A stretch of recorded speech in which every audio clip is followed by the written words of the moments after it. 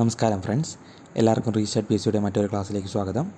വരാൻ പോകുന്ന degree level secretariat assistant, SI തുടങ്ങിയ പരീക്ഷകൾക്ക് വേണ്ടിയിട്ടുള്ള ഒരു പ്രത്യേക റിവിഷൻ ക്ലാസ്സാണ് നമ്മൾ ഇന്ന് സെറ്റ് ചെയ്തിട്ടുള്ളത്. അപ്പോൾ വളരെ പ്രധാനപ്പെട്ട കുറച്ചധികം ചോദ്യങ്ങളും അനുബന്ധ വിവരങ്ങളും അടങ്ങിയിട്ടുള്ള ക്ലാസ്സാണ്. മാതൃഭൂമി GK കറണ്ട് അഫെയറിൻ്റെ ബുക്കിൽ തന്നിട്ടുള്ള ചോദ്യങ്ങളാണ് നമ്മളിന്ന് ഉൾപ്പെടുത്തിയിട്ടുള്ളത്. അപ്പോൾ നിങ്ങൾക്ക് വളരെ ഉപകാരപ്രദമാകുന്ന ഒരു ക്ലാസ് ആയിരിക്കും ഇത്. ക്ലാസ് മുഴുവനായിട്ടും കേൾക്കാൻ ശ്രമിക്കുക. നമുക്ക് ഈ ക്ലാസ്സിലോട്ട് കടക്കാം. ആദ്യത്തെ ചോദ്യം: കരമാർഗം ഇന്ത്യയിലെത്തിയ ആദ്യത്തെ പോർച്ചുഗീസുകാരൻ. കരമാർഗം ഇന്ത്യയിലെത്തിയ ആദ്യത്തെ പോർച്ചുഗീസുകാരൻ പെറോ ദ കോഹിലയാണ്. 1488 അറബി വ്യാപാരികൾക്കൊപ്പം പോർച്ചുഗീസുകാരനായ പെറോ ദ കോവില കണ്ണൂരിലാണ് അദ്ദേഹം എത്തിയത്. 1453 തുർക്കികൾ കോൺസ്റ്റാന്റിനോപ്പിൾ പിടിച്ചടക്കുകയും പടിഞ്ഞാറൻ യൂറോപ്യൻ രാജ്യങ്ങളിലേക്ക് പരമ്പരാഗത മാർഗങ്ങളിലൂടെയുണ്ടായിരുന്ന വ്യാപാരം വൈനീസിലെയും ജനോവയിലെയും വ്യാപാരികൾ തടയുകയും ചെയ്ത സംഭവമാണ് ഇന്ത്യയിലേക്കുള്ള നാവികമാർഗം കണ്ടെത്തുന്നതിന് പടിഞ്ഞാറൻ യൂറോപ്യൻ രാജ്യങ്ങളെ പ്രേരിപ്പിച്ചത്. കടൽ മാർഗം യൂറോപ്പിൽ നിന്ന് നേരിട്ട് ഇന്ത്യയിലെത്തിയ ആദ്യത്തെ നാവികനാണ് വാസ്കോ ഡി ഗാമ. നമുക്കൊക്കെ അറിയാവുന്ന ഒരു ഫാക്റ്റാണ്. 1498 കേരളത്തിലെ കാപ്പാട് ബീച്ചിൽ, കോഴിക്കോടിലെ കാപ്പാട് ബീച്ചിലാണ് വാസ്കോ ഡി ഗാമ കപ്പലിറങ്ങിയത്. അടുത്ത ചോദ്യം നോക്കാം. തിരുവിതാംകൂർ ചരിത്രവുമായി ബന്ധപ്പെട്ട അമ്മച്ചിപ്ലാവിൻ്റെ അവശിഷ്ടങ്ങൾ എവിടെയാണ് കാണാൻ കഴിയുന്നത്? തിരുവിതാംകൂർ ചരിത്രവുമായി ബന്ധപ്പെട്ട അമ്മച്ചിപ്ലാവിൻ്റെ അവശിഷ്ടങ്ങൾ എവിടെയാണ് കാണാൻ സാധിക്കുന്നത്? നെയ്യാറ്റിൻകര ശ്രീകൃഷ്ണസ്വാമി ക്ഷേത്രത്തിലാണ്. അമ്മച്ചിപ്ലാവിൻ്റെ പോടിനുള്ളിൽ ഒളിച്ചാണ് മാർത്താണ്ഡവർമ്മ ഒരവസരത്തിൽ ശത്രുക്കളിൽ നിന്ന് രക്ഷപ്പെട്ടത്. വേണാട് അതിരുകൾ വികസിപ്പിച്ച് തിരുവിതാംകൂറായി രൂപാന്തരപ്പെട്ടത് മാർത്താണ്ഡവർമ്മയുടെ കാലത്തായതിനാൽ അദ്ദേഹത്തെ ആധുനിക തിരുവിതാംകൂറിൻ്റെ ശില്പിയായി വാഴ്ത്തുന്നു. അപ്പോൾ ആധുനിക തിരുവിതാംകൂറിൻ്റെ ശില്പിയായിട്ടാണ് മാർത്താണ്ഡവർമ്മയെ പരിഗണിക്കുന്നത്. രാമവർമ്മയുടെ പിൻഗാമി എന്ന നിലയിലാണ് മാർത്താണ്ഡവർമ്മ അധികാരമേറ്റത്. സിംഹാസനത്തിന് അവകാശവാദമുന്നയിച്ച രാമവർമ്മയുടെ മക്കളായ പത്മനാഭൻ തമ്പിയെയും രാമൻ തമ്പിയെയും മാർത്താണ്ഡവർമ്മ വധിച്ചു. രാമവർമ്മ വിവാഹം കഴിച്ച അഭിരാമി എന്ന സ്ത്രീകളുടെ മക്കളായിരുന്നു ഈ രാമവർമ്മയുടെ മക്കളായിട്ടുള്ള ഈ പത്മനാഭൻ തമ്പിയും രാമൻ തമ്പിയും. അടുത്ത ചോദ്യം നോക്കാം. നായർ സർവീസ് സൊസൈറ്റിയുടെ സ്ഥാപകൻ മന്നത്ത് പത്മനാഭൻ. നമുക്കൊക്കെ അറിയുന്ന ഒരു കാര്യമാണ്, പക്ഷേ വളരെ ഇമ്പോർട്ടൻ്റ് ആയിട്ടുള്ളൊരു കാര്യമാണ്. നായർ സർവീസ് സൊസൈറ്റിയുടെ സ്ഥാപകൻ മന്നത്ത് പത്മനാഭൻ. നായർ ഭൃത്യജന സംഘം എന്ന ആദ്യ പേരിൽ നായർ സർവീസ് സൊസൈറ്റി രൂപീകൃതമായത് 1914 ഒക്ടോബർ 31. 1914 ഒക്ടോബർ 31 വർഷം പ്രത്യേകം നോക്കി വയ്ക്കുക. ആ പേര് നിർദ്ദേശിച്ചത് K കണ്ണൻ മേനോനാണ്. അപ്പോൾ നായർ ഭൃത്യജന സംഘം എന്ന പേര് നിർദ്ദേശിച്ചത് കണ്ണൻ മേനോനാണ്. സംഘടനയുടെ പേര് നായർ സർവീസ് സൊസൈറ്റി എന്ന് മാറ്റിയത് 1915. പേര് മാറ്റിയത് 1915. ആ പേരിൻ്റെ ഉപജ്ഞാതാവ് K പരമുപിള്ളയാണ്. നായർ സർവീസ് സൊസൈറ്റിയുടെ ആസ്ഥാനം ചങ്ങനാശ്ശേരിക്കടുത്ത് പെരുന്നയിലാണ് നായർ സർവീസ് സൊസൈറ്റിയുടെ ആസ്ഥാനം. മലബാർ കലാപത്തെക്കുറിച്ച് എഗെയിൻസ്റ്റ് ലോർഡ് ആൻഡ് സ്റ്റേറ്റ് എന്ന പുസ്തകം രചിച്ചത് KN പണിക്കരാണ്. KN. സ്വാതന്ത്ര്യ സമരവുമായി ബന്ധപ്പെട്ട് മലബാറിലെ കാർഷിക കലാപങ്ങളെക്കുറിച്ച് അന്വേഷിക്കാൻ നിയോഗിക്കപ്പെട്ട കലക്ടറാണ് വില്യം ലോഗൻ. സ്വാതന്ത്ര്യ സമരവുമായി ബന്ധപ്പെട്ട് മലബാറിലെ കാർഷിക കലാപങ്ങളെക്കുറിച്ച് അന്വേഷിക്കാൻ നിയോഗിക്കപ്പെട്ട കലക്ടർ വില്യം ലോഗൻ. മലബാർ കുടിയാന്മ നിയമം നടപ്പാക്കാൻ ശുപാർശ ചെയ്ത കമ്മീഷനാണ് ലോഗൻ കമ്മീഷൻ. മാപ്പിള കലാപകാരികൾ കൊലപ്പെടുത്തിയ മലബാർ കലക്ടറാണ് HV Conolly. Collector HV Conolly 1855. അടുത്ത ചോദ്യം നോക്കാം. ഒന്നാം സ്വാതന്ത്ര്യ സമരത്തിൽ നിന്നുള്ള ചോദ്യമാണ്.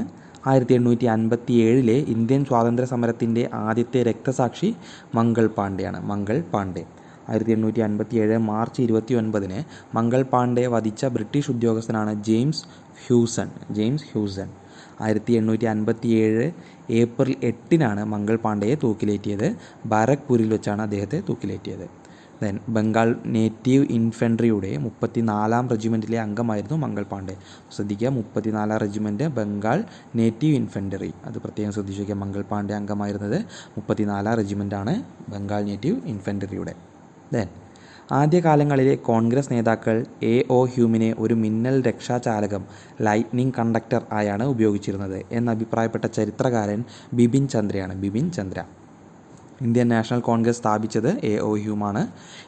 ഇന്ത്യൻ ഓർണിത്തോളജിയുടെ പിതാവ് എന്നും അദ്ദേഹം അറിയപ്പെടുന്നുണ്ട്. The game board of India, Burma and Ceylon എന്ന പുസ്തകം രചിച്ചതും ഇദ്ദേഹം തന്നെയാണ്. ദെൻ ഗാന്ധിജിയുടെ സർവോദയ, അടിസ്ഥാന വിദ്യാഭ്യാസം എന്നീ ആശയങ്ങൾ ഉരുത്തിരിഞ്ഞത് ആരിൽ നിന്നാണ്? ജോൺ റസ്കിനാണ്. ജോൺ റസ്കിൽ നിന്നുമാണ് ഗാന്ധിജിയുടെ സർവോദയ, അടിസ്ഥാന വിദ്യാഭ്യാസം എന്നീ ആശയങ്ങൾ ഉരുത്തിരിഞ്ഞത് ജോൺ റസ്കിനിൽ നിന്നും. ഗാന്ധിജിയെ ആഴത്തിൽ സ്വാധീനിച്ച ഇംഗ്ലീഷ് സാമൂഹിക പരിഷ്കർത്താവാണ് ജോൺ റസ്കിൻ. ഗാന്ധിജിക്ക് സിവിൽ ഡിസോബീഡിയൻസ് എന്ന ആശയം ലഭിച്ചത് ഹെൻറി ഡേവിഡ് തോറോയിൽ നിന്നാണ്. ഹെൻറി ഡേവിഡ് തോറോയിൽ നിന്നാണ് സിവിൽ ഡിസോബീഡിയൻസ് എന്ന ആശയം ഗാന്ധിജിക്ക് ലഭിച്ചത്. ദെൻ ഏതു രാജ്യത്ത് ഇന്ത്യ നടത്തിയ സൈനിക ഇടപെടലുകളാണ് ഇന്ത്യയുടെ വിയറ്റ്നാം എന്ന് അന്താരാഷ്ട്ര മാധ്യമങ്ങൾ വിശേഷിപ്പിച്ചത്? ശ്രീലങ്കയിൽ ഇന്ത്യ നടത്തിയിട്ടുള്ള ഓപ്പറേഷനുകളാണ് ഇന്ത്യയുടെ വിയറ്റ്നാം എന്ന് അന്താരാഷ്ട്ര മാധ്യമങ്ങൾ വിശേഷിപ്പിച്ചത്.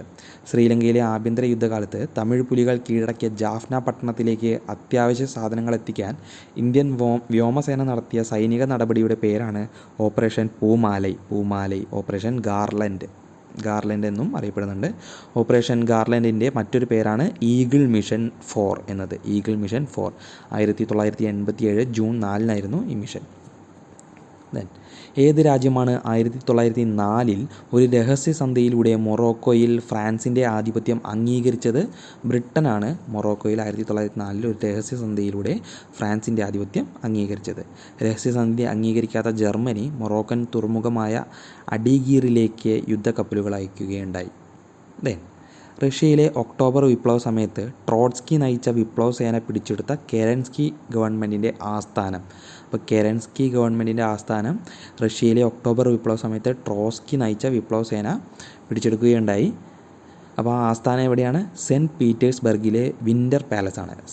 സെയിൻറ്റ് പീറ്റേഴ്സ്ബർഗിലെ വിൻ്റർ പാലസ്.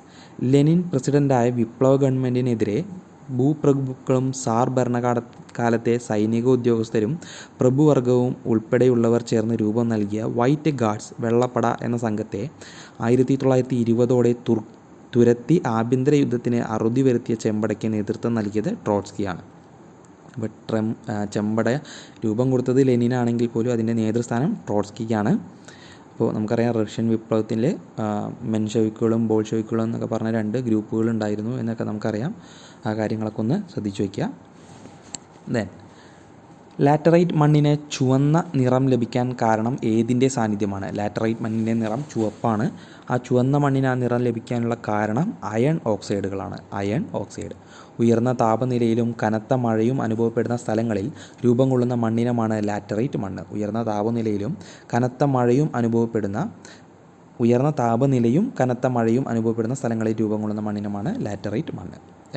ഇഷ്ടിക എന്നർത്ഥമുള്ള ലാറ്റർ എന്ന വാക്കിൽ നിന്നും പേരുത്ഭവിച്ച മണ്ണിനമാണ് ലാറ്ററൈറ്റ് മണ്ണ്. ലാറ്ററൈറ്റ് മണ്ണിൽ ധാരാളമായുള്ള ധാതുക്കളാണ് ഇരുമ്പും അലുമിനിയവും. കുറഞ്ഞ അളവിൽ അടങ്ങിയിരിക്കുന്ന ധാതുക്കളാണ് നൈട്രജൻ, പൊട്ടാഷ്, ലൈം എന്നിവ.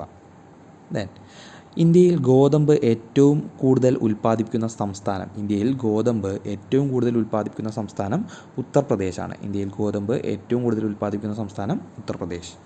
ഇന്ത്യയിൽ ഏറ്റവും കൂടുതൽ കന്നുകാലികളുള്ള സംസ്ഥാനവും ഉത്തർപ്രദേശ് തന്നെയാണ്. ഇന്ത്യയിലെ ഏറ്റവും കൂടുതൽ ജനസംഖ്യയുള്ള സംസ്ഥാനവും ഉത്തർപ്രദേശ് തന്നെയാണ്. ഇന്ത്യയിലെ ഏറ്റവും വലിയ കാർഷിക ഭൂവിഭാഗമാണ് ഉത്തര ഗംഗാ സമതലം. ഇന്ത്യയിലെ ഏറ്റവും വലിയ കാർഷിക ഭൂവിഭാഗം ഉത്തര ഗംഗാ സമതലം. ഇന്ത്യയുടെ നട്ടെല്ല് എന്നറിയപ്പെടുന്ന മേഖലയാണ് കാർഷിക മേഖല. ഇന്ത്യയുടെ നട്ടെല്ല് എന്നറിയപ്പെടുന്ന സാമ്പത്തിക മേഖലയാണ് കാർഷിക മേഖല. ഇന്ത്യയിൽ ഏറ്റവും അധികം കൃഷി ചെയ്യുന്ന കിഴങ്ങുവിളയാണ് ഉരുളക്കിഴങ്ങാണ്. ഇന്ത്യയിൽ ഏറ്റവും അധികം കൃഷി ചെയ്യുന്ന കിഴങ്ങുവിള ഉരുളക്കിഴങ്ങാണ്. ദെൻ ഹാർഡ് കോൾ എന്നറിയപ്പെടുന്ന കൽക്കരി ഇനം ആന്ത്രസൈറ്റ് ആണ്. ഹാർഡ് കോൾ എന്നറിയപ്പെടുന്ന കൽക്കരി ഇനം ആന്ത്രസൈറ്റ്. കാർബണിൻ്റെ അളവ് ഏറ്റവും കൂടുതലുള്ള കൽക്കരിയുടെ വകഭേദമാണ് ആന്ത്രസൈറ്റ് എന്നത്. കാർബണിൻ്റെ അളവ് ഏറ്റവും കൂടുതലുള്ള കൽക്കരിയുടെ വകഭേദമാണ് ആന്ത്രസൈറ്റ്. കൽക്കരിയുടെ 4 വകഭേദങ്ങളാണ് anthracite, bituminous, sub bituminous, lignite എന്നിവ. കൽക്കരിയുടെ 4 വകഭേദങ്ങൾ ഏതൊക്കെയാണ്? Anthracite, bituminous, sub bituminous, lignite എന്നിവ. ദെൻ കൽക്കരിയുടെ രൂപാന്തരണത്തിലെ ആദ്യ ഘട്ടമാണ് പീറ്റ് എന്നത്. കൽക്കരിയുടെ രൂപാന്തരണത്തിലെ ആദ്യ ഘട്ടമാണ് പീറ്റ് എന്നത്. റോഡ് ടാറിങ്ങിന് ഉപയോഗിക്കുന്ന കൽക്കരി ഇനമാണ് ബിറ്റുമിനസ്. റോഡ് ടാറിങ്ങിന് ഉപയോഗിക്കുന്ന കൽക്കരി ഇനം ഏതെന്ന് ചോദിച്ചാൽ ബിറ്റുമിനസ് ആണ്. ദെൻ കറുത്ത ഇരട്ടകൾ എന്നറിയപ്പെടുന്നത് ഇരുമ്പും കൽക്കരിയുമാണ്. കറുത്ത ഇരട്ടകൾ എന്നറിയപ്പെടുന്നത് ഇരുമ്പും കൽക്കരിയും. അടുത്ത ചോദ്യം നോക്കാം. ഏഷ്യയിലെ ഏറ്റവും വലിയ തേക്കുമരമായ കന്നിമരം സ്ഥിതി ചെയ്യുന്ന വന്യജീവി സങ്കേതം പറമ്പിക്കുളമാണ്. ഏഷ്യയിലെ ഏറ്റവും വലിയ തേക്കുമരമായ കന്നിമരം സ്ഥിതി ചെയ്യുന്ന വന്യജീവി സങ്കേതം പറമ്പിക്കുളം. ദെൻ കേരളത്തിൽ സ്ഥിതി ചെയ്യുന്നെങ്കിലും തമിഴ്നാട്ടിലൂടെ മാത്രം ഗതാഗത സൗകര്യമുള്ള വന്യജീവി സങ്കേതമാണ് പറമ്പിക്കുളം. PSCയുടെ ഒരു റിപ്പീറ്റഡ് ചോദ്യമായിരുന്നു ഇത്, ഒന്ന് ശ്രദ്ധിച്ച് വയ്ക്കുക. ഇന്ത്യയിലെ 38ാമത്തെ കടുവാ സങ്കേതമായി പറമ്പിക്കുളത്തെ പ്രഖ്യാപിച്ചത് 2010 അപ്പോൾ ഇന്ത്യയിലെ 38ാമത്തെ കടുവാ സങ്കേതമായി പറമ്പിക്കുളത്തെ പ്രഖ്യാപിച്ചത് 2010 കേരളത്തിലെ ഏറ്റവും കൂടുതൽ കാട്ടുപോത്തുകളെ കാണാൻ കഴിയുന്ന വന്യജീവി സങ്കേതമാണ് പറമ്പിക്കുളം. അടുത്ത ചോദ്യം നോക്കാം. കേരളത്തിലെ ജില്ലകളിൽ എത്ര എണ്ണത്തിനാണ് കടൽ തീരം ഇല്ലാത്തത്? 5 ജില്ലകൾക്കാണ്. അപ്പോൾ കടൽ തീരമുള്ളത് 9 ജില്ലകൾക്കാണ്. ശ്രദ്ധിച്ച് വയ്ക്കുക. അപ്പോൾ ഏതൊക്കെ ജില്ലകൾക്കാണ് കടൽ തീരം ഇല്ലാത്തത്? പത്തനംതിട്ട, കോട്ടയം, ഇടുക്കി, പാലക്കാട്, വയനാട് എന്നീ ജില്ലകൾക്കാണ് കടൽ തീരം ഇല്ലാത്തത്. കടൽ തീരമോ അന്യ സംസ്ഥാനങ്ങളുമായി അതിർത്തിയോ ഇല്ലാത്ത കേരളത്തിലെ ഏക ജില്ല കോട്ടയം ജില്ലയാണ്. കടൽ തീരമോ അന്യ സംസ്ഥാനങ്ങളുമായി അതിർത്തിയോ ഇല്ലാത്ത കേരളത്തിലെ ഏക ജില്ലയാണ് കോട്ടയം ജില്ല. ദെൻ കടൽ തീരവും അന്യ സംസ്ഥാനങ്ങളുമായി അതിർത്തിയും ഉള്ള ജില്ലകളാണ് കാസർഗോഡ്, കണ്ണൂർ, മലപ്പുറം, തൃശ്ശൂർ, കൊല്ലം, തിരുവനന്തപുരം എന്നിവ. ഇപ്പോൾ എത്ര ജില്ലകളാണ്? കാസർഗോഡ്, കണ്ണൂർ, മലപ്പുറം, തൃശ്ശൂർ, കൊല്ലം, തിരുവനന്തപുരം എന്നീ 6 ജില്ലകൾക്കാണ് കടൽ തീരവുമായിട്ടും ഒപ്പം അന്യ സംസ്ഥാനമായിട്ടും ബന്ധമുള്ളത്, അതിർത്തി പങ്കിടുന്നത്. അടുത്ത ചോദ്യം നോക്കാം. നെഹ്റുവിയൻ സോഷ്യലിസ്റ്റ് സാമ്പത്തിക നയങ്ങൾക്ക് പകരമായി മുതലാളിത്ത നയങ്ങൾ ശക്തമായി ഇന്ത്യയിൽ നടപ്പിലാക്കാൻ തുടങ്ങിയത് എത്രാമത്തെ പഞ്ചവത്സര പദ്ധതി കാലത്താണ്? 8ാം പഞ്ചവത്സര പദ്ധതി കാലത്താണ്. 8ാം പഞ്ചവത്സര പദ്ധതി കാലത്താണ് നെഹ്റുവിയൻ സോഷ്യലിസ്റ്റ് സാമ്പത്തിക നയങ്ങൾക്ക് പകരമായി മുതലാളിത്ത നയങ്ങൾ ശക്തമായി ഇന്ത്യയിൽ നടപ്പിലാക്കാൻ തുടങ്ങിയത്. 5.6% വളർച്ചാ നിരക്ക് ലക്ഷ്യമിട്ട 8ാം പദ്ധതി 6.8% വളർച്ചാ നിരക്കാണ് കൈവരിച്ചത്. അപ്പോൾ ഉയർന്ന വളർച്ചാ നിരക്ക് കൈവരിച്ച ഒരു പദ്ധതിയാണ്. റാവു മൻമോഹൻ മോഡൽ എന്നറിയപ്പെട്ട പഞ്ചവത്സര പദ്ധതിയാണ് ഈ 8ാം പഞ്ചവത്സര പദ്ധതി. ദെൻ ഗ്രാമീണ വ്യവസായങ്ങളെ ഉണർത്തുകയെന്ന ലക്ഷ്യത്തോടെ പ്രവർത്തിക്കുന്ന ഇന്ത്യയിലെ ബാങ്ക് സ്മോൾ ഇൻഡസ്ട്രീസ് ഡെവലപ്മെൻറ്റ് ബാങ്കാണ്. ഒരു PYQ ആണ്. ഗ്രാമീണ വ്യവസായങ്ങളെ ഉണർത്തുകയെന്ന ലക്ഷ്യത്തോടെ പ്രവർത്തിക്കുന്ന Indian bank small industries development bank of India, SIDBI, SIDBI. Indian ചെറുകിട വ്യവസായ വികസന ബാങ്ക് എന്നാണ് പൂർണ്ണരൂപം. 1990 ഏപ്രിലിൽ നിലവിൽ വന്ന സിഡ്ബിയുടെ ആസ്ഥാനം ലക്നൗ ആണ് കേട്ടോ. അപ്പോൾ പൊതുവേ നമ്മൾ ആസ്ഥാനങ്ങളൊക്കെ ഇപ്പോൾ റിസർവ് ബാങ്കിൻ്റെ ആസ്ഥാനം നമ്മൾ മുംബൈ ആണ് പഠിക്കുക. അങ്ങനത്തെ ധനകാര്യ സ്ഥാപനങ്ങളൊക്കെ പൊതുവേ നമ്മൾ മുംബൈ ആണ് ആസ്ഥാനം പഠിക്കാറെങ്കിലും ഇവിടെ നമ്മുടെ ആസ്ഥാനം സിഡ്ബിയുടെ ആസ്ഥാനം ലക്നൗ ആണ്. ദെൻ ചെറുകിട വായ്പകളുടെ നിയന്ത്രകൻ എന്നറിയപ്പെടുന്ന ബാങ്കാണ് നബാർഡ്. അപ്പോൾ ഒന്ന് ശ്രദ്ധിച്ചു വയ്ക്കുക. ചെറുകിട വായ്പകളുടെ നിയന്ത്രകൻ എന്നറിയപ്പെടുന്ന ബാങ്ക് നബാർഡാണ്. National bank for agriculture and rural development എന്നാണ് നബാർഡിൻ്റെ ഫുൾ ഫോം. അതൊന്ന് ശ്രദ്ധിച്ചു വയ്ക്കുക. മുന്നത്തെ ചോദ്യമാണ്. National bank for agriculture and rural development എന്നറിയപ്പെടുന്നത് നബാർഡാണ്. Then rural infrastructure development fund നിയന്ത്രിക്കുന്നത് നബാർഡാണ്. റൂറൽ ഇൻഫ്രാസ്ട്രക്ചർ ഡെവലപ്മെൻറ്റ് ഫണ്ട് നിയന്ത്രിക്കുന്നത് നബാർഡാണ്. അടുത്ത ചോദ്യം നോക്കാം. ഇന്ത്യയിലെ ആദ്യത്തെ മിൻറ്റ് എന്ന് പറഞ്ഞാൽ നാണയ നിർമ്മാണ കേന്ദ്രമാണ്. സ്ഥാപിച്ചത് എവിടെയാണ്? ഇന്ത്യയിലെ ആദ്യത്തെ മിൻറ്റ് സ്ഥാപിച്ചത് എവിടെയാണ്? കൊൽക്കത്തയിലാണ്. കൊൽക്കത്ത, നോയിഡ, മുംബൈ, ഹൈദരാബാദ്. കൊൽക്കത്ത, നോയിഡ, മുംബൈ, ഹൈദരാബാദ് എന്നീ 4 സ്ഥലങ്ങളിലാണ് ഇന്ത്യയിലെ മിൻറ്റ് സ്ഥാപിച്ചിരിക്കുന്നത്. മുംബൈ മിൻറ്റിൽ നിർമ്മിക്കുന്ന നാണയങ്ങളിൽ ഡയമണ്ടും, നോയിഡ മിൻറ്റിലേതിൽ ഡോട്ടും അഥവാ കുത്തും, ഹൈദരാബാദ് മിൻറ്റിലേതിൽ നക്ഷത്രവും ആലേഖനം ചെയ്തിട്ടുണ്ട്. കൊൽക്കത്ത മിൻറ്റിൽ നിർമ്മിക്കുന്ന നാണയങ്ങളിൽ മിൻറ്റിനെ സൂചിപ്പിക്കുന്ന അടയാളം ഇല്ല. അപ്പോൾ നാണയം എടുത്തിട്ട് ആ നാണയത്തിൻ്റെ ഒരു അടിവശത്ത് നമുക്ക് നോക്കിക്കഴിഞ്ഞാൽ അവിടെ കുത്തോ ഡോട്ടോ അല്ലെങ്കിൽ നക്ഷത്രം ചിഹ്നമൊക്കെ കാണാൻ സാധിക്കും. അത് എന്തിനെ സൂചിപ്പിക്കുകയാണ്? എവിടെയാണ് അതിനെ നാണയം നിർമ്മിച്ചിരിക്കുന്നത് എന്നുള്ളതാണ്. ആ നാണയത്തിൻ്റെ മിൻറ്റ് ഏത് മിൻറ്റിൽ നിന്നാണ് നിർമ്മിച്ചതെന്നാണ് കേട്ടോ. അടുത്ത ചോദ്യം നോക്കാം. റിസർവ് ബാങ്ക് ഓഫ് ഇന്ത്യയുടെ തലവൻ ഏത് പേരിൽ അറിയപ്പെടുന്നു? റിസർവ് ബാങ്ക് ഓഫ് ഇന്ത്യയുടെ തലവൻ ഏത് പേരിൽ അറിയപ്പെടുന്നു? ഗവർണർ എന്ന പേരിലാണ് അറിയപ്പെടുന്നത്. ബാങ്ക് നോട്ടുകളുടെ മൂല്യത്തിന് ഉറപ്പ് കൊടുക്കുന്നത് RBIയുടെ ചീഫ് എക്സിക്യൂട്ടീവായ ഗവർണറാണ്. അപ്പോൾ RBIയുടെ ചീഫ് എക്സിക്യൂട്ടീവ് ആര് എന്നൊരു ചോദ്യം വന്നാൽ ഗവർണറാണ് കേട്ടോ. ദെൻ ആദ്യത്തെ റിസർവ് ബാങ്ക് ഗവർണറാണ് ഓസ്ബോൺ സ്മിത്താണ് ഇന്ത്യയിലെ ആദ്യത്തെ reserve bank governor. Indian currency നോട്ടിൽ ഒപ്പിടാത്ത ഏക റിസർവ് ബാങ്ക് ഗവർണറാണ് ഇദ്ദേഹം. അപ്പോൾ ഇന്ത്യൻ കറൻസി നോട്ടിൽ ഒപ്പിടാത്ത ഏക റിസർവ് ബാങ്ക് ഗവർണർ ആരാണെന്ന് ചോദിച്ചാൽ ഓസ്ബോൺ സ്മിത്താണ്. അടുത്ത ചോദ്യം നോക്കാം. ആദായ നികുതി നിയമം ഇന്ത്യൻ പാർലമെൻറ്റ് പാസ്സാക്കിയ വർഷം? 1961 ആദായ നികുതി നിയമം ഇന്ത്യൻ പാർലമെൻറ്റ് പാസ്സാക്കിയത് 1961. 1962 ഏപ്രിൽ 1 ഇന്ത്യയിൽ ആദായ നികുതി നിയമം നിലവിൽ വന്നത്. അപ്പോൾ നിലവിൽ വന്നത് 1962 ഏപ്രിൽ 1 കേട്ടോ. ദെൻ ആദായ നികുതി പിരിക്കാനുള്ള അധികാരം കേന്ദ്ര സർക്കാരിനാണ് എന്ന് ശ്രദ്ധിച്ചു വയ്ക്കുക. ആദായ നികുതിയുമായി ബന്ധപ്പെട്ട വ്യക്തിഗത രേഖയാണ് ആദായ നികുതി വകുപ്പ് നൽകുന്ന പാൻ കാർഡ് അഥവാ permanent account number card. Permanent account number കാർഡാണ് പാൻ കാർഡ്. പാൻ കാർഡിൽ 10 ഡിജിറ്റുകളാണ് ഉണ്ടാവുക, 10 ഡിജിറ്റുകൾ. ദെൻ അടുത്ത ചോദ്യം നോക്കാം. ഡിഫൻഡർ ഓഫ് ഫണ്ടമെൻ്റൽ റൈറ്റ്സ് എന്നറിയപ്പെടുന്ന writ. Defender of fundamental rights എന്നറിയപ്പെടുന്നത് ഹേബിയസ് കോർപ്പസ് ആണ്. അപ്പോൾ നമുക്കറിയാം ഹേബിയസ് കോർപ്പസിൻ്റെ അർത്ഥം എന്താണ്? ശരീരം ഹാജരാക്കുക എന്നാണ് ഹേബിയസ് കോർപ്പസ് എന്ന വാക്കിൻ്റെ അർത്ഥം. പൊതു അധികാര സ്ഥാപനങ്ങൾക്കെതിരെയും സ്വകാര്യ വ്യക്തികൾക്കെതിരെയും പ്രയോഗിക്കാൻ കഴിയുന്ന റിട്ടാണ് ഹേബിയസ് കോർപ്പസ്. പൊതു അധികാരികൾക്കെതിരെയും സ്വകാര്യ വ്യക്തികൾക്കെതിരെയും പ്രയോഗിക്കാൻ കഴിയുന്ന റിട്ട് ഹേബിയസ് കോർപ്പസ്.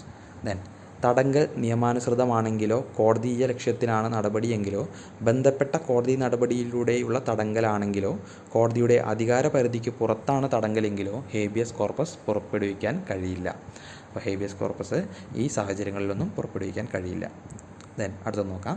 ക്ഷേമരാഷ്ട്ര സങ്കല്പത്തെക്കുറിച്ച് ഇന്ത്യൻ ഭരണഘടനയിൽ എവിടെയാണ് പ്രതിപാദിച്ചിരിക്കുന്നത്? നിർദ്ദേശക തത്വങ്ങളിലാണ് കേട്ടോ. ക്ഷേമരാഷ്ട്ര സങ്കല്പങ്ങളെക്കുറിച്ച് ഇന്ത്യൻ ഭരണഘടനയിൽ എവിടെയാണ് പ്രതിപാദിച്ചിരിക്കുന്നത്? നിർദ്ദേശക തത്വങ്ങളിൽ. ദെൻ ഇന്ത്യ നിർദ്ദേശക തത്വങ്ങളുടെ ആശയത്തിൻ്റെ പ്രചോദനം ഉൾക്കൊണ്ട രാഷ്ട്രീയ പ്രസ്ഥാനം ഐറിഷ് ഹോം റൂൾ പ്രസ്ഥാനമാണ്. അപ്പോൾ ഇന്ത്യ എവിടെ നിന്നാണ് നിർദ്ദേശക തത്വങ്ങൾ അഥവാ DPSP കടമെടുത്തതെന്നാണ് ചോദിക്കുക. അപ്പോൾ ഐറിഷ് ഭരണഘടനയിൽ നിന്നാണെന്നുള്ളത് ആലോചിച്ച് വയ്ക്കുക. സോഷ്യലിസ്റ്റ്, ഗാന്ധിയൻ, ലിബറൽ, ഇൻ്റലക്ച്വൽ എന്നിവയാണ് 3 തരം നിർദ്ദേശക തത്വങ്ങൾ. സോഷ്യലിസ്റ്റ്, ഗാന്ധിയൻ, ലിബറൽ, ഇൻ്റലക്ച്വൽ എന്നിവയാണ് 3 തരം നിർദ്ദേശക തത്വങ്ങൾ. ഇന്ത്യൻ ഭരണഘടനയുടെ 4-ാം ഭാഗത്താണ് രാഷ്ട്രത്തിൻ്റെ പ്രകടന പത്രിക എന്നറിയപ്പെടുന്ന രാഷ്ട്ര നയ നിർദ്ദേശക തത്വങ്ങൾ ഉൾപ്പെടുത്തിയിട്ടുള്ളത്. അപ്പോൾ നിർദ്ദേശക തത്വങ്ങളിൽ തന്നെയാണ് നമ്മൾ രാഷ്ട്ര നയ നിർദ്ദേശക തത്വങ്ങൾ എന്ന് പറയുന്നത് അഥവാ DPSPs, directive principles of state policies. Then Indian ഭരണഘടനയുടെ 4-ാം ഭാഗത്താണ് രാഷ്ട്രത്തിൻ്റെ പ്രകടന പത്രിക. 4-ാം ഭാഗമാണ് കേട്ടോ, പ്രത്യേകം ശ്രദ്ധിച്ചു വയ്ക്കുക. അപ്പോൾ ഭാഗങ്ങൾ നമുക്കറിയാം. 1-ാമത്തെ ഭാഗം ഇന്ത്യയുടെ ടെറിട്ടറിയെക്കുറിച്ച് പറയുന്നു. 2-ാമത്തെ ഭാഗം പൗരത്വത്തെക്കുറിച്ച് പറയുന്നു. ദെൻ 3-ാമത്തെ ഭാഗം മൗലിക അവകാശങ്ങളെക്കുറിച്ച് പറയുന്നു. 4-ാം ഭാഗം DPSPയെക്കുറിച്ച് പറയുന്നു. 4A മൗലിക കടമകളെക്കുറിച്ച് പറയുന്നു. പ്രത്യേകം ശ്രദ്ധിച്ചു വയ്ക്കുക. അടുത്തത് നോക്കാം. ലോകസഭയെ രാഷ്ട്രപതി പിരിച്ചുവിട്ടാലും പദവി ഒഴിയാത്തതാര്? ലോകസഭ രാഷ്ട്രപതി പിരിച്ചുവിട്ടാലും പദവി ഒഴിയാത്തത് ആരാണ്? ലോകസഭാ സ്പീക്കറാണ് കേട്ടോ. പുതിയ ലോകസഭയുടെ ആദ്യ സിറ്റിങ്ങിന് മുൻപായി മുൻ ലോകസഭാ സ്പീക്കർ രാജിവെക്കുന്നത് ആണ് രാജിവെക്കുന്നത് കേട്ടോ. അപ്പോൾ ഒരു ലോകസഭ പിരിച്ചുവിട്ടതിന് ശേഷം അടുത്ത ലോകസഭ അധികാരത്തിലേറുന്നതിൻ്റെ മുന്നത്തെ ദിവസമാണ് തൊട്ട് മുന്നേ ഉണ്ടായിരുന്ന സ്പീക്കർ രാജിവെക്കുള്ളൂ. അതുവരെ സ്പീക്കർ രാജിവെക്കില്ല. ലോക്സഭ പിരിച്ചുവിട്ടാൽ പോലും ആ ലോക്സഭാ സ്പീക്കർ രാജിവെക്കുന്നില്ല എന്നുള്ള കാര്യം പ്രത്യേകം ശ്രദ്ധിച്ചു വയ്ക്കുക. അങ്ങനെ പറയുന്നത് നമ്മുടെ ഭരണഘടനയിലെ 94-ാം അനുച്ഛേദ പ്രകാരമാണ് രാജിവെക്കാതെ തുടർന്നുകൊണ്ട് പോകുന്നത് കേട്ടോ. അപ്പോൾ ഭരണഘടനയുടെ 95-ൽ 1-ാം അനുച്ഛേദ പ്രകാരം എന്താണ് പറയുന്നത്? പ്രോ ടൈം സ്പീക്കറെ രാഷ്ട്രപതി നിയമിക്കുന്നതിനെ പറ്റിയാണ് 95-ൽ 1-ാം അനുച്ഛേദ പ്രകാരം പറയുന്നത്. Pro time speaker. Then speaker അല്ലെങ്കിൽ ഡെപ്യൂട്ടി സ്പീക്കർ അദ്ദേഹത്തെ ചുമതലയിൽ നിന്ന് നീക്കം ചെയ്യുന്നതിനുള്ള ഒരു പ്രമേയം പരിഗണനയിലിരിക്കുമ്പോൾ ആ സഭയിൽ അധ്യക്ഷത വഹിക്കാൻ പാടുള്ളതല്ലെന്ന് വ്യവസ്ഥ ചെയ്യുന്നത് 96-ാം അനുച്ഛേദത്തിലാണ്. സ്പീക്കർ അല്ലെങ്കിൽ ഡെപ്യൂട്ടി സ്പീക്കർ അദ്ദേഹത്തെ ചുമതലയിൽ നിന്ന് നീക്കം ചെയ്യുന്നതിനുള്ള ഒരു പ്രമേയം പരിഗണനയിലിരിക്കുമ്പോൾ ആ സഭയിൽ അധ്യക്ഷത വഹിക്കാൻ പാടുള്ളതല്ലെന്ന് വ്യവസ്ഥ ചെയ്യുന്നത് 96-ാം അനുച്ഛേദത്തിലാണ് കേട്ടോ. ദെൻ പുതിയ ഇന്ത്യൻ പാർലമെൻറ്റ് മന്ദിരത്തെ ആത്മനിർഭർ ഭാരതത്തിൻ്റെ ക്ഷേത്രം എന്ന് വിശേഷിപ്പിച്ചത് ഓം ബിർളയാണ്.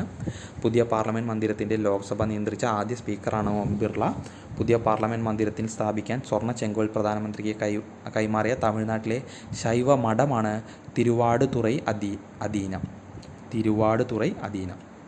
ദെൻ 2023 സെപ്റ്റംബർ 19 പുതിയ പാർലമെൻറ്റ് മന്ദിരത്തിൽ ലോക്സഭ ആദ്യമായി സമ്മേളിച്ചത്. പുതിയ പാർലമെൻറ്റ് മന്ദിരത്തിൽ പാസാക്കിയ ആദ്യത്തെ നിയമമാണ് വനിതാ സംവരണ നിയമമാണ്. വളരെ പ്രധാനപ്പെട്ട ഒരു ചോദ്യമാണ്. 106-ാം ഭരണഘടനാ ഭേദഗതിയിലൂടെ അഥവാ ഇന്ത്യയുടെ പുതിയ പാസ്സാക്കിയ ആദ്യത്തെ ഭരണഘടനാ ഭേദഗതി ഏതെന്ന് ചോദിച്ചിട്ടുണ്ടെങ്കിൽ വനിതാ സംവരണ ബില്ലാണ്, നാരി ശക്തി വന്ദൻ അല്ലേ, 106 ഭരണഘടനാ ഭേദഗതി. അപ്പോൾ ഒരു ചോദ്യം കൂടിയുണ്ട്, ഏത് കൊല്ലമാണ് പുതിയ പാർലമെൻറ്റിന് തറക്കല്ലിട്ടത് എന്ന് ചോദിച്ചാൽ 2020 പ്രധാനമന്ത്രി നരേന്ദ്രമോദിയാണ്.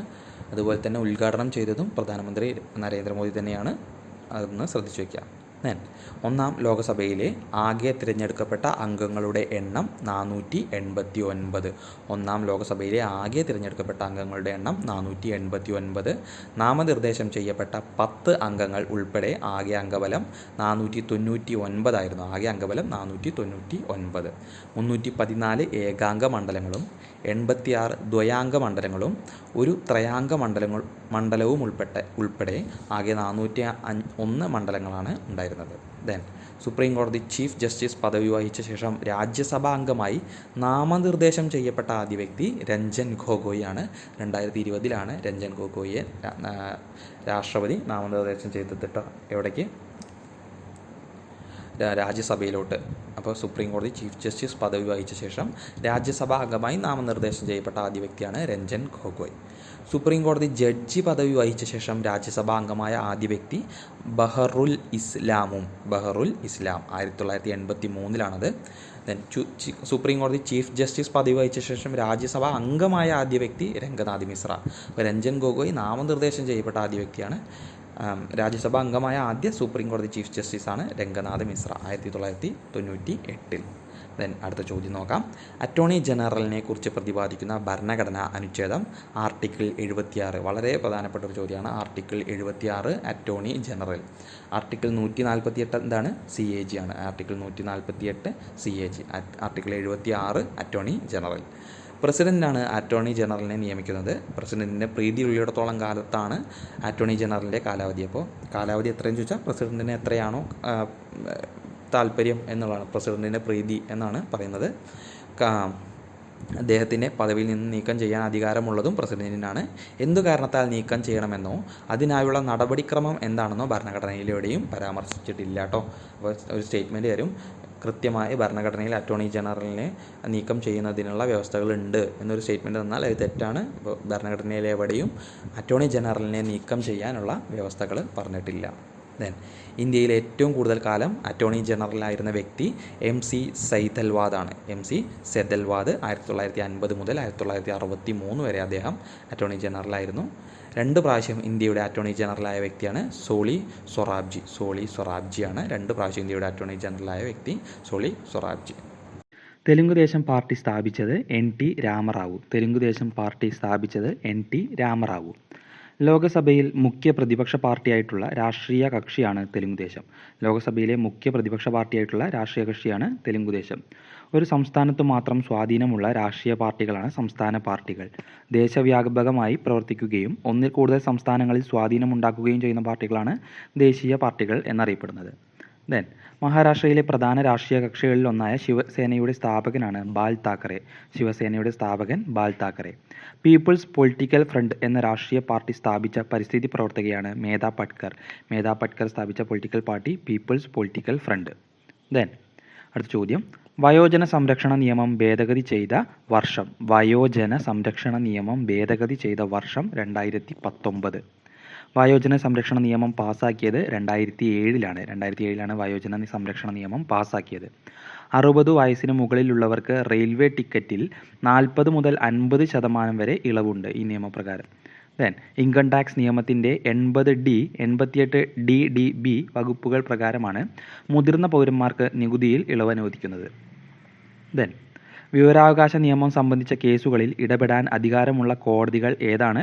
സുപ്രീം കോടതിയും ഹൈക്കോടതിയുമാണ്. വിവരാവകാശ നിയമം സംബന്ധിച്ച കേസുകളിൽ ഇടപെടാൻ അധികാരമുള്ള കോടതികൾ ഏതാണ്? സുപ്രീം കോടതിയും ഹൈക്കോടതിയും.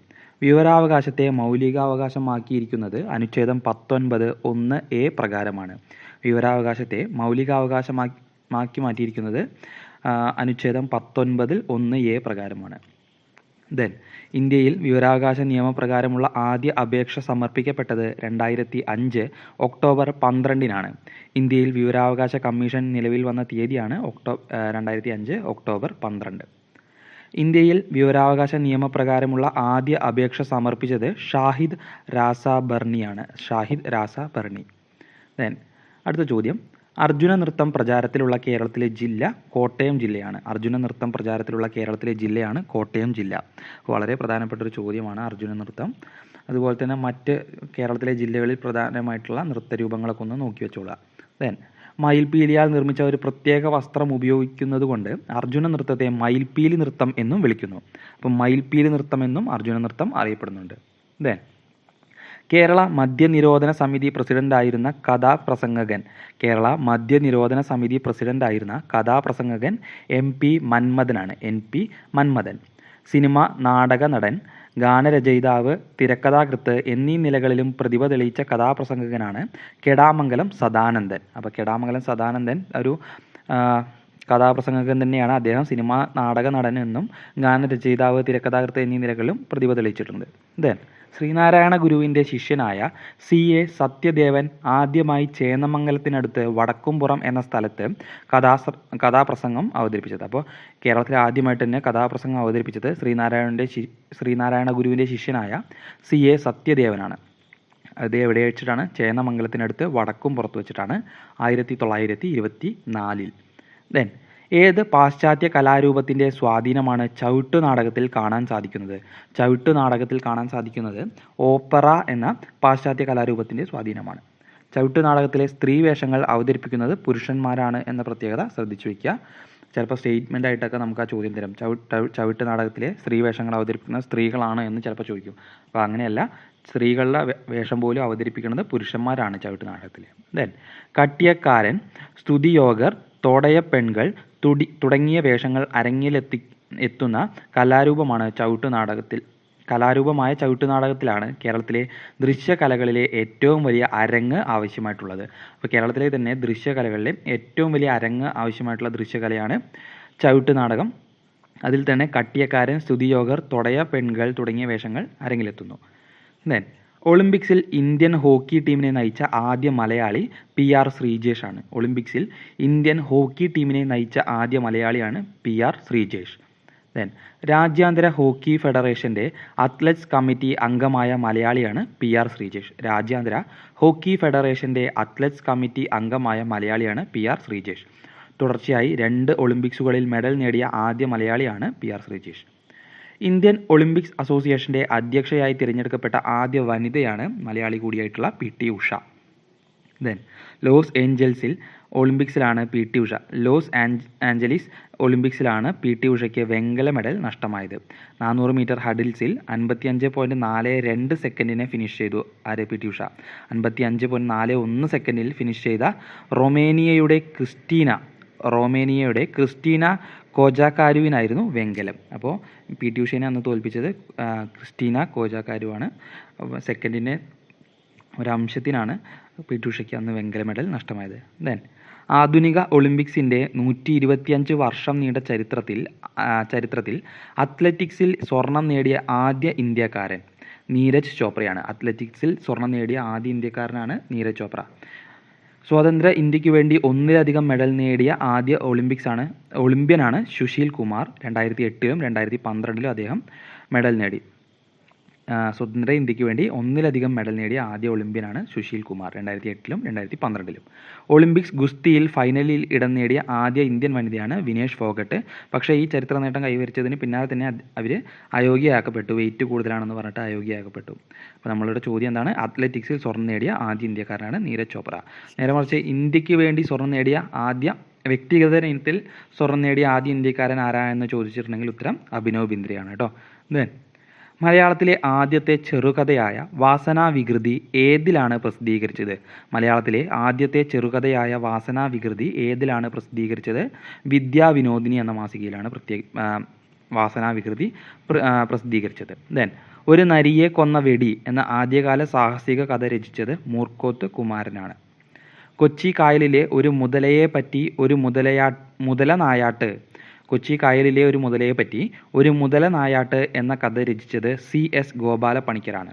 ദെൻ മുതലനായാട്ട് വിഷയമാക്കിക്കൊണ്ട് 2024 ഭീമച്ചൻ എന്ന കഥ രചിച്ചത് NS മാധവനാണ്. NS മാധവൻ്റെ കൃതിയാണ് ഭീമച്ചൻ.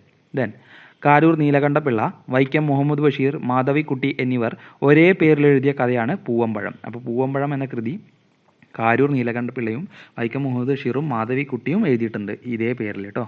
ദെൻ സംസ്കൃത കേരള ഭാഷകളുടെ വിവാഹം നടത്തിക്കൊടുത്തയാൾ എന്ന് AR രാജരാജവർമ്മ ആരെയാണ് വിശേഷിപ്പിച്ചത്? എഴുത്തച്ഛനെയാണ്. സംസ്കൃത കേരള ഭാഷകളുടെ വിവാഹം നടത്തിക്കൊടുത്തയാൾ എന്ന് AR രാജരാജവർമ്മ ആരെയാണ് വിശേഷിപ്പിച്ചത്? എഴുത്തച്ഛനെയാണ്. ദെൻ എഴുത്തച്ഛൻ്റെ ജീവിത കാലഘട്ടത്തെക്കുറിച്ച് ആദ്യമായി അഭിപ്രായം രേഖപ്പെടുത്തിയത് ഹെർമൻ ഗുണ്ടർട്ടാണ്. എഴുത്തച്ഛൻ്റെ ജീവിത കാലഘട്ടത്തെക്കുറിച്ച് ആദ്യമായി അഭിപ്രായം രേഖപ്പെടുത്തിയത് Hermann Gundert. Then C. രാധാകൃഷ്ണൻ്റെ Theekkadal കടഞ്ഞ് തിരുമധുരം എന്ന കൃതിയുടെ പ്രമേയം എഴുത്തച്ഛൻ്റെ ജീവിതമാണ്. സ്ഥിരം ചോദ്യമായിരുന്നു. C. രാധാകൃഷ്ണൻ്റെ തീക്കടൽ കടഞ്ഞ് തിരുമധുരം എന്ന കൃതിയുടെ പ്രമേയം എഴുത്തച്ഛൻ്റെ ജീവിതമാണ്. ദെൻ ഇതിനൊക്കെ പ്രതികാരം ചെയ്യാതടങ്ങുമോ പതിതരെ നിങ്ങൾ തൻ പിന്മുറക്കാർ എന്ന വരികൾ രചിച്ചത്? ഇതിനൊക്കെ പ്രതികാരം ചെയ്യാതടങ്ങുമോ പതിതരെ നിങ്ങൾ തൻ പിന്മുറക്കാർ എന്ന വരികൾ രചിച്ചത് ചങ്ങമ്പുഴ കൃഷ്ണപിള്ളയാണ്. വാഴക്കുല എന്ന കൃതിയിൽ നിന്നും എടുത്തിട്ടുള്ള വരികളാണിത്. ദെൻ കപടലോകത്തിൽ ആത്മാർത്ഥമായൊരു ഹൃദയമുണ്ടായതാണെൻ പരാജയം എന്ന് പാടിയത് ആരെന്നെയാണ്? ചങ്ങമ്പുഴ തന്നെയാണ് കേട്ടോ. ചങ്ങമ്പുഴ കൃഷ്ണപിള്ളയുടെ വരികൾ തന്നെയാണ്. കപടലോകത്തിൽ ആത്മാർത്ഥമായൊരു ഹൃദയമുണ്ടായതാണെൻ പരാജയം എന്ന് പാടിയത് ചങ്ങമ്പുഴ. ദെൻ അങ്കുശമില്ലാത്ത ചാബല്യമേ മന്നിൽ അങ്കനയെന്നു വിളിക്കുന്നു നിന്നെ ഞാൻ എന്ന് ചങ്ങമ്പുഴ എഴുതിയ കൃതിയാണ് വേതാളകേളി. അപ്പോൾ ചങ്ങമ്പുഴയുടെ തന്നെ മറ്റൊരു വരിയാണ് അങ്കുശമില്ലാത്ത ചാബല്യമേ മന്നിൽ അങ്കനയെന്നു വിളിക്കുന്നു നിന്നെ ഞാൻ എന്നെഴുതിയതും ചങ്ങമ്പുഴ തന്നെയാണ്. വേതാളകേളി എന്ന കൃതിയിലാണ് ഈ വരികൾ. ദെൻ കേരള പിറവി ദിനമായ നവംബർ 1 അഷ്ടമുടിക്കായലിൽ നടക്കുന്ന ജലോത്സവം പ്രസിഡൻസ് ട്രോഫിയാണ്. കേരള പിറവി ദിനമായ നവംബർ 1 അഷ്ടമുടിക്കായലിൽ നടക്കുന്ന ജലോത്സവം പ്രസിഡൻസ് ട്രോഫിയാണ്. ദെൻ ശ്രീനാരായണ ഗുരുവിൻ്റെ കുമരകം സന്ദർശനത്തിൻ്റെ ഓർമ്മ പുതുക്കുന്നതിന് നടക്കുന്ന ജലോത്സവമാണ് ശ്രീനാരായണ ഗുരു Jayanti boat race. Kumarakom boat race എന്നും ശ്രീനാരായണ ഗുരു ജയന്തി ബോട്ട് റേസ് അറിയപ്പെടുന്നുണ്ട്. ദെൻ മലപ്പുറം ജില്ലയിൽ പൊന്നാനി വള്ളംകളി നടക്കുന്നത് BM കായലിലാണ്. കായലിലാണ്. അയ്യങ്കാളി ബോട്ട് റേസ് നടക്കുന്നത് തിരുവനന്തപുരം ജില്ലയിലെ വെള്ളായണി കായലിലാണ്. അയ്യങ്കാളി ബോട്ട് റേസ് വെള്ളായണി കായൽ. മലപ്പുറത്തെ പൊന്നാനിയിലെ വള്ളംകളി BM കായൽ. ദെൻ ശ്രീനാരായണ ഗുരു ജയന്തി ബോട്ട് റേസ് നടക്കുന്നത് കുമരകത്താണ്. ദെൻ അഷ്ടമുടിക്കായലിൽ നടക്കുന്നത് പ്രസിഡൻസ് ട്രോഫിയാണ്. ദെൻ കേരളത്തിലെ ഏറ്റവും പഴക്കമുള്ള ശിവക്ഷേത്രങ്ങളിൽ ഒന്നായ കൽപ്പാത്തി ഏതു ജില്ലയിലാണ്? പാലക്കാട് ജില്ലയിലാണ് കൽപ്പാത്തി കേട്ടോ. കൈപ്പത്തി പ്രതിഷ്ഠയുള്ള കല്ലേക്കുളങ്ങര ഭഗവതി ക്ഷേത്രവും മഹാവിഷ്ണുവിൻ്റെ സുദർശന ചക്രത്തെ ആരാധിക്കുന്ന അഞ്ചുമൂർത്തി ക്ഷേത്രവും പാലക്കാട് ജില്ലയിലാണ്. തച്ചോളി ഉദയനന്ദൻ്റെ സ്മരണയ്ക്കു വേണ്ടി വാർഷിക ചടങ്ങുകൾ നിർവഹിക്കപ്പെടുന്ന ക്ഷേത്രമാണ് വടകരയിലെ ലോകനാർക്കാവ് ക്ഷേത്രം. ഇവിടെ ദുർഗയാണ് ആരാധനാമൂർത്തി. അപ്പോൾ ലോകനാർക്കാവ് ക്ഷേത്രത്തിലെ ദുർഗയാണ് ആരാധനാമൂർത്തി. തച്ചോളി ഉദയനൻ്റെ സ്മരണയ്ക്ക് വേണ്ടി വാർഷിക ചടങ്ങുകൾ നിർവഹിക്കപ്പെടുന്ന ക്ഷേത്രമാണ് ലോകനാർക്കാവ്. വടകരയിലാണ് ലോകനാർക്കാവ് ഉള്ളത്. ദെൻ 0, 1 എന്നീ 2 ചിഹ്നങ്ങൾ മാത്രം ഉപയോഗിച്ചുകൊണ്ടുള്ള നിർദ്ദേശങ്ങളടങ്ങിയ കമ്പ്യൂട്ടറിന് നേരിട്ട് മനസ്സിലാക്കാൻ കഴിയുന്ന ഭാഷ. 0, 1 എന്നീ 2 ചിഹ്നങ്ങൾ മാത്രം ഉപയോഗിച്ചുകൊണ്ടുള്ള നിർദ്ദേശങ്ങളടങ്ങിയ കമ്പ്യൂട്ടറിന് നേരിട്ട് മനസ്സിലാക്കാൻ കഴിയുന്ന ഭാഷ ബൈനറി ഭാഷയാണ്. ദെൻ ഒന്നാം തലമുറ കമ്പ്യൂട്ടറുകളിൽ പ്രയോജനപ്പെടുത്തിയിരിക്കുന്ന പ്രോഗ്രാമിംഗ് ലാംഗ്വേജ് ആണ് മെഷീൻ ലാംഗ്വേജ്. ഒന്നാം തലമുറ കമ്പ്യൂട്ടറുകളിൽ പ്രയോജനപ്പെടുത്തിയിരിക്കുന്ന പ്രോഗ്രാമിംഗ് ലാംഗ്വേജ് ആണ് മെഷീൻ ലാംഗ്വേജ്. രണ്ടാം തലമുറ കമ്പ്യൂട്ടറുകളിലേത് അസംബ്ലി ലാംഗ്വേജ് ആണ്. അപ്പോൾ ഒന്നാം തലമുറയിലേത് മെഷീൻ ലാംഗ്വേജും രണ്ടാം തലമുറ കമ്പ്യൂട്ടറുകളിലേത് അസംബ്ലി ലാംഗ്വേജുമാണ്. ദെൻ തുടക്കത്തിൽ ഓക്ക് എന്നും തുടർന്ന് ഗ്രീൻ എന്നും അറിയപ്പെട്ട കമ്പ്യൂട്ടർ ലാംഗ്വേജിൻ്റെ ഇപ്പോഴത്തെ പേരാണ് ജാവ. അപ്പോൾ ജാവ എന്നത് ഒരു കമ്പ്യൂട്ടർ ലാംഗ്വേജ് ആണ്. തുടക്കത്തിൽ അത് ഓക്ക് എന്നും പിന്നീട് അത് ഗ്രീൻ എന്നും ഒക്കെ അറിയപ്പെട്ടിരുന്നു. ഇപ്പോൾ അത് ജാവ എന്നാണ് അറിയപ്പെടുന്നത്. ദെൻ കമ്പ്യൂട്ടറിൻ്റെ പ്രവർത്തനങ്ങളെ നിയന്ത്രിക്കുന്നതിനു വേണ്ടിയുള്ള സിഗ്നലുകൾ അയക്കുന്നതിനുള്ള ബസ് സിസ്റ്റം. കമ്പ്യൂട്ടറിലെ പ്രവർത്തനങ്ങളെ നിയന്ത്രിക്കുന്നതിനു വേണ്ടിയുള്ള സിഗ്നലുകൾ അയക്കുന്നതിനുള്ള ബസ് സിസ്റ്റം കൺട്രോൾ ബസ്സാണ്. Control bus. ദെൻ CPU-വിനെയും RAM യൂണിറ്റിനെയും തമ്മിൽ ബന്ധിപ്പിക്കുന്ന ബസ്സാണ് സിസ്റ്റം ബസ്. CPU-വിനെയും RAM യൂണിറ്റിനെയും തമ്മിൽ ബന്ധിപ്പിക്കുന്ന ബസ്സാണ് സിസ്റ്റം ബസ്. ദെൻ ബാഹ്യ ഉപകരണങ്ങളെല്ലാം കമ്പ്യൂട്ടറുമായി ബന്ധിപ്പിക്കുന്ന ഭാഗമാണ് പോർട്ടുകൾ. ബാഹ്യ ഉപകരണങ്ങളെല്ലാം കമ്പ്യൂട്ടറുമായി ബന്ധിപ്പിക്കുന്ന ഭാഗം പോർട്ടുകൾ. ദെൻ കമ്പ്യൂട്ടറിലെ പൊതുപ്രവർത്തക സംവിധാനമായി നിലകൊള്ളുന്ന സോഫ്റ്റ്വെയർ എങ്ങനെ അറിയപ്പെടുന്നു?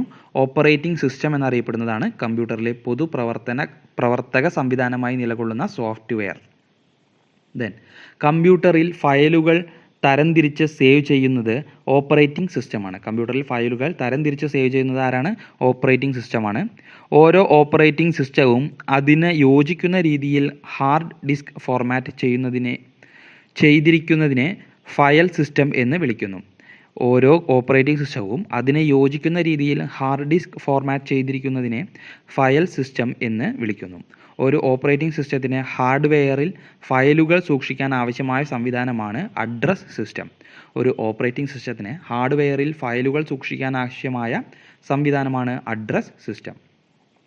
അടുത്ത ചോദ്യം, ഒരു ഇമെയിൽ വിലാസത്തിലെ 2 ഭാഗങ്ങൾ ഏതെല്ലാം? ഉപയോക്താവിൻ്റെ പേര്, സേവനദാതാവിൻ്റെ പേര് എന്നിവയാണ് ഒരു ഇമെയിൽ വിലാസത്തിലെ 2 ഭാഗങ്ങൾ. ഇമെയിൽ അക്കൗണ്ടിൽ പ്രവേശിക്കാൻ ഓർത്തിരിക്കേണ്ടവയാണ് യൂസർ നെയിമും പാസ്വേഡും. ഒരു ഇമെയിലിൻ്റെ പകർപ്പ് ആദ്യ വിലാസക്കാരനറിയാതെ മറ്റൊരാൾക്ക് അയക്കണമെങ്കിൽ ഇമെയിൽ വിലാസം നൽകേണ്ട കോളം BCC അഥവാ ബ്ലൈൻഡ് കാർബൺ കോപ്പി എന്ന കോളത്തിലാണ്. മൊബൈൽ ഓപ്പറേറ്റിംഗ് സിസ്റ്റമായ iOS ഏത് കമ്പനിയുടേതാണ്? ആപ്പിളിൻ്റേതാണ്. iOS വികസിപ്പിച്ചെടുത്തത് ആപ്പിൾ എന്ന കമ്പനിയാണ്. iOS ഓപ്പറേറ്റിംഗ് സിസ്റ്റത്തിന് അടിസ്ഥാനമായ പ്രോഗ്രാമാണ് യൂണിക്സ് എന്ന പ്രോഗ്രാമാണ് iOS ഓപ്പറേറ്റിംഗ് സിസ്റ്റത്തിന് അടിസ്ഥാനമായ പ്രോഗ്രാം. മൊബൈൽ ഫോണിൽ ഇൻ്റർനെറ്റ് എത്തിക്കാനുള്ള സാങ്കേതിക വിദ്യയാണ് വയർലെസ് ആപ്ലിക്കേഷൻ പ്രോട്ടോക്കോൾ എന്നത് മൊബൈൽ ഫോണിൽ ഇൻ്റർനെറ്റ് എത്തിക്കാനുള്ള സാങ്കേതിക വിദ്യയാണ്. പുനരുജ്ജീവനശേഷിയുള്ള ഏക ആന്തരാവയവം കരളാണ്. കരൾ. അടുത്ത ചോദ്യം, അതിൻ്റെ കണ്ടിന്യൂഷനാണ്. ഏറ്റവും കൂടുതൽ യൂറിയ, എൻസൈമുകൾ എന്നിവയും ഫൈബ്രിനോജനും ഉൽപ്പാദിപ്പിക്കുന്ന അവയവമാണ് കരൾ. ഏറ്റവും കൂടുതൽ യൂറിയ, എൻസൈമുകൾ, ഫൈബ്രിനോജനും ഉൽപ്പാദിപ്പിക്കുന്ന അവയവമാണ് കരൾ. കരൾ കോശങ്ങൾ നശിക്കുന്ന രോഗമാണ് സിറോസിസ്. ലിവർ സിറോസിസ് എന്നാണ് നമ്മൾ പൊതുവെ പറയുക. അപ്പോൾ തന്നെ ആലോചിച്ച് വയ്ക്കുക, കരളുമായി ബന്ധപ്പെട്ടതാണ് ലിവർ സിറോസിസ് അഥവാ സിറോസിസ് എന്ന് പറയുന്നത്. കരളിൽ സംഭരിക്കുന്ന ലോഹം ഇരുമ്പാണ്. ഇരുമ്പ്. അടുത്ത ചോദ്യം, ഇന്ത്യയുടെ ആദ്യത്തെ ബഹിരാകാശ ടെലസ്കോപ്പ് ആസ്ട്രോസാറ്റ് ആണ്. ആസ്ട്രോസാറ്റ് വിക്ഷേപിച്ചത് 2015 സെപ്റ്റംബർ 28-നാണ്.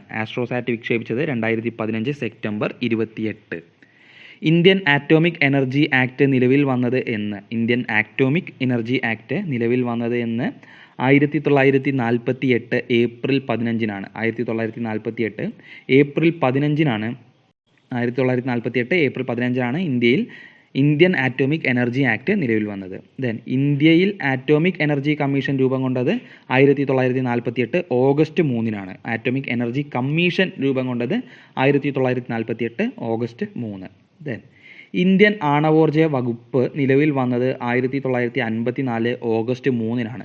ഇന്ത്യൻ ആണവോർജ വകുപ്പ് നിലവിൽ വന്നത് 1954 ഓഗസ്റ്റ് 3-ന്.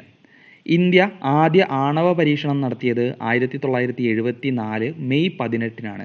1974 മെയ് 18-നാണ് ഇന്ത്യ ആദ്യ ആണവ പരീക്ഷണം നടത്തിയത്. ഓപ്പറേഷൻ ശക്തി എന്നൊക്കെ അറിയപ്പെടുന്നത് ഈ ഓപ്പറേഷനാണ്. ആറ്റോമിക് എനർജി കമ്മീഷൻ്റെ ആസ്ഥാനം മുംബൈയിലാണ്. നവധാന്യ എന്ന പ്രസ്ഥാനം 1987 ആരംഭിച്ചത് വന്ദന ശിവയാണ്. 1987 വന്ദന ശിവയാണ് ആരംഭിച്ചത്. മദർ എർത്ത് എന്ന അന്താരാഷ്ട്ര സംഘടനയുമായി സഹകരിച്ചാണ് നവധാന്യ ഇപ്പോൾ പ്രവർത്തിക്കുന്നത്. അപ്പോൾ നവധാന്യ ഇപ്പോൾ പ്രവർത്തിക്കുന്നത് മദർ എർത്ത് എന്ന അന്താരാഷ്ട്ര സംഘടനയുമായി ചേർന്നിട്ടാണ്. വനങ്ങളുടെ സംരക്ഷണവുമായി ബന്ധപ്പെട്ട് 1983 കർണാടകത്തിൽ പാണ്ഡുരംഗ ഹെഗ്ഡെ ആരംഭിച്ച പ്രസ്ഥാനമാണ് അപ്പിക്കോ പ്രസ്ഥാനം. അപ്പോൾ പാണ്ഡുരംഗ ഹെഗ്ഡെക്ക് ഈയിടെ മാതൃഭൂമിയുടെ ഒരു അവാർഡൊക്കെ ലഭിക്കുകയുണ്ടായി. അതുകൊണ്ട് ഈ ചോദ്യം വളരെ ഇമ്പോർട്ടൻ്റ് ആണ്. വനങ്ങളുടെ സംരക്ഷണവുമായി ബന്ധപ്പെട്ട് 1983 കർണാടകത്തിൽ പാണ്ഡുരംഗ ഹെഗ്ഡെ ആരംഭിച്ച പ്രസ്ഥാനമാണ് അപ്പിക്കോ പ്രസ്ഥാനം. ആലിംഗനം ചെയ്യുക എന്താണ് അപ്പിക്കോ എന്ന പദത്തിനർത്ഥം? ചിപ്കോ പ്രസ്ഥാനത്തിൻ്റെ സ്ഥാപകൻ സുന്ദർലാൽ ബഹുഗുണയാണ്.